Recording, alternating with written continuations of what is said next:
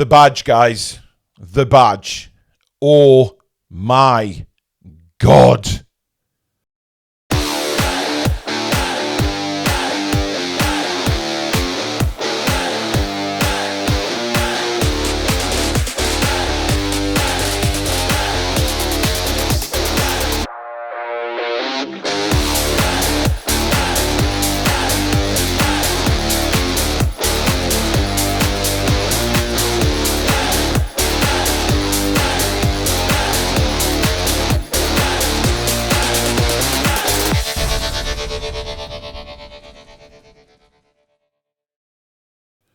Hi everybody and welcome back to the Toon Review YouTube channel. My name's Paul and this is your latest Newcastle United news. And I'm going to start off with the badge because obviously there was a fan advisory board meeting with club staff, etc. regarding the new badge. It was the first of two and they sort of revealed what the badge looks like. And if you were at that meeting and you did not throw up as soon as you saw that badge, I want to know why, because it is absolutely disgusting. It is terrible. It is not a representation of Newcastle United, and I don't know what the hell they were thinking designing that. I'll put it up on the screen now for you so you can see for yourself. There it is. Beautiful, isn't it? Absolutely shocking. It's literally like these guys have walked into a primary school, sat the kids down and said, look, we're going to do a special project today. You can design the new Newcastle United badge. Somebody is getting paid crazy money to come up with a new badge to take Newcastle United forward. Apparently we need a new badge to take the club forward, to get into the modern day. Well, blow me with a fish. That is nowhere near good enough. Now, I know there's another fan advisory meeting. Tom, one of our mods, is actually going to that meeting, and he's already said in our WhatsApp group that he will create havoc in that meeting to tell everybody his displeasure at the badge. And I implore anybody going to that meeting that is watching the Toon Review to please go in there and back Tom up 100% and give them hell. Because what I've seen on social media from some of the designs from some people have been quality work. Some of the badges look immense. They really do look immense. But who the hell decided that that was a possibility to be a new badge for this football club? We're supposed to be moving forward, not being a laughingstock of the football world by sticking that on the famous black and white shirt. You are having a laugh, pal. Not on your Nelly.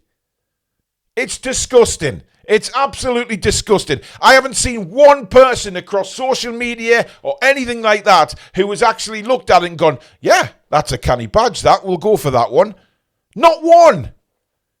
Everybody has seen that leaked photo and my God, it's caused a riot. People are already unhappy that the badge is changing, or the majority of people are. But then, if that's the case, you'd expect something of a quality design to come through and try and sway people and say, yeah, actually, that's not too bad. We don't mind that. But that, holy shit, it's dreadful. It is dreadful. I don't even know what it represents, and I certainly don't want it to represent Newcastle United Football Club. Let me know down in the comments what you think about it. Look, apparently at the second meeting, they're going to reveal the final say on what the crest is going to be, right?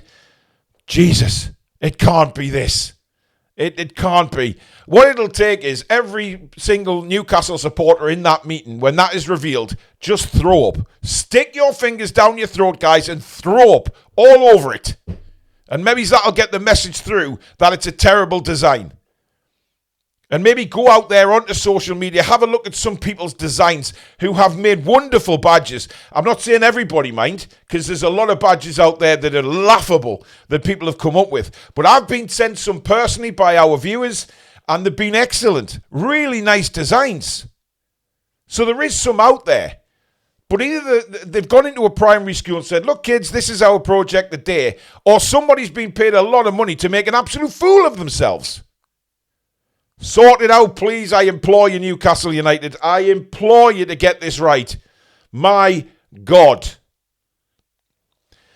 Anyway, more Newcastle United news. It seems like at least 5 key players could be leaving the club in the summer. Now, we know there is quite a few Newcastle United players who we feel as fans aren't up to the grade to take Newcastle to that next level of where they need to be. We know that. Newcastle United want to challenge for trophies. They want to be at the right end of the Premier League. They want to be in the Champions League on a very regular basis. We need a much better squad than we have. Some of the squad members now, it is time to say thank you for what you've done. Goodbye. No hard feelings, nothing like that, but goodbye. Now, manager Eddie Howe has come out and said that anybody leaving the club in the summer will be shown the utmost respect, and I like the way he's doing that. There's no hard feelings between player and club or player and manager. Eddie said he will do his very best to make sure that that player is okay with the whole situation. Now, he's not turning around saying if they kick off, they're staying. What he's saying is they're going to manage them like they did with Dummett. When Dummett moved out on loan, he was still able to train with the academy. We've seen many players who've left the club still come to Newcastle and train. Basically, just part of the family, if you like. And I don't mind that. But the names that have been mentioned, or 3 of them in the report, were Matt Targett, Sean Longstaff and Callum Wilson. Now, Callum Wilson, there's been rumours kicking around about a new contract for him. I find that absolutely laughable. I would seriously kick off if that happened. I don't see the point of keeping Callum Wilson. I know Eddie has stipulated in his press conferences that in training he looks like the old Callum again. We're not seeing that on the pitch, and that's the most important place to see it. He has lost at least a yard, if not 2 yards of pace. He just can't run anymore. His body is closing down on him to perform at that elite level. He can't. He just can't. And we see it. As for Sean Longstaff, we've always said, that Sean is a decent midfielder, right? I've not been too complimentary about him in recent weeks, and I feel like that's right. I don't think he's done anything. However, I think he still could do a job for a mid to lower Premier League team. So Leeds United and Everton are heavily linked with him. Now, Leeds, for me, that would be a cracking move for him. Whether he would stay living in Newcastle and just commute to Leeds, that's not very far. Or, of course, Everton have been linked with him. This is second or third time Everton have been linked with Sean Longstaff. So they are definitely keen to bring him in. And again, I think he could do a very good job for Everton. Matt Targett is another name on the list. Listen, enough. We've said enough about Matt Targett. He can't stay fit either. Injury after injury after injury. A successful loan period where he helped us out massively when Eddie first came to the club. And, again, very grateful to Matt Targett for what he did. Thank you. But it's time to move on. Now, also rumours about Joe Willock as well. If Newcastle United get a decent offer for Willock, they will listen to them. They're not openly pushing to sell him.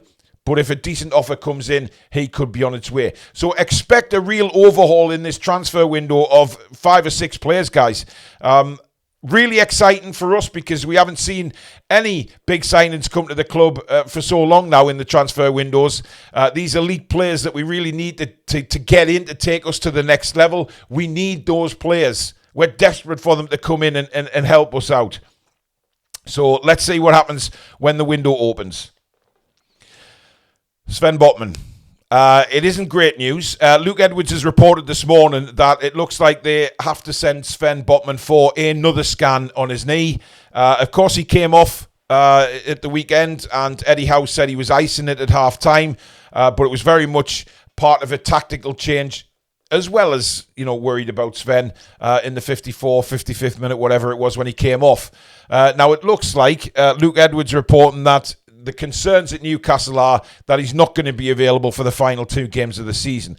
And this is a massive blow because I think the way we set up against Chelsea was probably the way we were going to set up against Arsenal. And the way we set up against Arsenal down there with the 5 defenders, we truly got in Arsenal's heads with that formation. Now, we can still play it if Emil Kraft comes in to the back 3. But is he going to risk Emil Kraft against Arsenal? I don't know. This is a big call for Eddie Howe. But an even bigger call is Sven Botman. Is this knee going to... to be honest, the reports don't say what knee it is. So I don't know whether it's the knee that kept him out for so long or what. I don't know. But at the same time, there has to be a worry there about Sven Botman. Now, he did react angrily, of course. I think young Geordie Josh got a a belter from him, didn't he, when he said that, is he injury prone? He didn't like that. But then you see him injured now again and possibly missing the last 2 games of the season. You know what? I don't know. For me, Sven Botman is an incredible footballer, and we saw that again when he came in at the weekend. He's just so good on the ball. He's calm on the ball, his positioning. He's a wonderful centre-half. But we have to get him fit, and we have to get him consistently fit. And that, at the moment, is a big problem for Newcastle. And according to Luke Edwards, is a huge concern to the manager and the staff behind the scenes at Newcastle, is trying to get Sven Botman on the pitch. It's a huge difficulty for them at the minute. But listen, he's a wonderful elite player. But are we going down the road again of not being able to get our elite players on the pitch consistently enough? I don't know. It's a worry. But we'll see what Eddie Howe says in his press conference tomorrow. He'll probably give an update on him. But I don't know whether he's gone for a scan just to be sure that there's nothing there, there's nothing to worry about, or if they've sent him for a scan to see if he's damaged it again. But time will tell. But some good news to finish the video off on, guys. Eddie Howe is up for manager of the season. Now, as we expected, he is in there with some other managers. One of them being, of course, Arne Slot of Liverpool, which we expected because he's won the league. Let's be honest, he was always going to be in there. However, I do believe that Eddie's got a chance of winning this. And I say that with tongue-in-cheek because we all know that Slot's probably going to win it because it's Liverpool. And despite him taking over from Jurgen Klopp and having a wonderful squad there. But what Eddie Howe's done is completely different because we haven't had that squad, have we? We haven't had that big squad that Slot's had. We haven't had, practically world-class 11 on the pitch every week. We don't have that. But Eddie's won the Carabao Cup, and as I record this video, we have a chance of finishing runners-up in the Premier League. And with the squad size that we have, and the players who aren't, a lot of those players in that first 11, if you listen to all the dumbass pundits around or YouTube channels, some of the first 11 wouldn't get in any other team, according to them. But we know different, of course. But the 5 that are up are Slot, Eddie Howe, Thomas Frank, Vito Pereira, and Nuno Santo at Nottingham Forest. Now, for me, going through those names, I think Thomas Frank, everybody knows I'm a big fan of Thomas Frank. I think he's done a fabulous job at Brentford season after season, keeping them afloat in the Premier League, despite being, as he quoted, a selling club. I think he's done fantastically well. Vito Pereira's come in and saved Wolves this season, as far as I'm concerned. They were going down, by the way. They were terrible. And he took them over and he's given them belief again. And then you look at, obviously, Santo of Nottingham Forest, done very well, slipped off the track a bit recently, had the run-in with the owner on the pitch, of course, in the last game. So there's some big names there. But I genuinely believe that Eddie Howe, out of those 5, should be manager of the season. Without a doubt. And that's not me being biased as a Newcastle United fan. I genuinely believe that Eddie Howe, out of those names there, is the manager of the season. Yes, Slot's won the Premier League and won it by numerous points. But you have to look at the context of everything. What Eddie Howe has done with this team this season is incredible. A 70-year wait for a domestic trophy. We're up in the top 3 of the Premier League at the minute, and hopefully we're going to stay there. It's an incredible season for what Eddie Howe's done. And, of course, Alexander Isak is in for the EA Sports Premier League Player of the Year. Again, he's in with some big names. He's got to go against the likes of Salah, etc. But, again, just to have a player in this is incredible. I mean, we could be biased as Newcastle United fans and say, well, there should be 2 or 3 more given the seasons that they've had. Jacob Murphy, for one. He is a real story. Dan Burn, another story season. These kind of players that have, been written off many times by Newcastle fans as well, have bounced back this season and just been incredible. Jacob Murphy, for me, is knocking on the door for an England squad place. Dan Burn has achieved that, scored in the cup final. It's been a wonderful season for Big Dan Burn. So there could have been other players in there. Obviously, Isak for his goal scoring. He has dropped off, of course, over the last 3 or 4 games, but he's been sensational this season. We know what Isak can do. Whether we think he's fit at the minute or not, he deserves to be there. So I believe you can go on and vote online for them, guys. So if you just check the Premier League website out, I'm sure it'll give you directions of how to vote for the players. But there you go. That is the news. Please do comment below, as usual, to all the subjects that I brought up today. Mainly the badge, guys. Come on. I can't give you words out now because it's so awful. It is terrible. And you would expect somebody to come up with a good design at Newcastle United to take us into the next, into the future with a really stylish badge. This is as much stylish as Fred Flintstone's fucking arse. It is terrible. But let me know in the comments below. Thank you for watching. Give the video a like if you've enjoyed it, guys. And of course, if you're new to the channel and you like what you see, hit that subscribe button, completely free. And don't forget to hit the bell to notify you when we upload any videos or go live. Don't forget to check the website out as well, guys. TheToonReview.com. Fantastic merchandise on there. Get yourself a nice gift to support your favourite YouTube channel. But that's it. We'll see you very soon. Take care.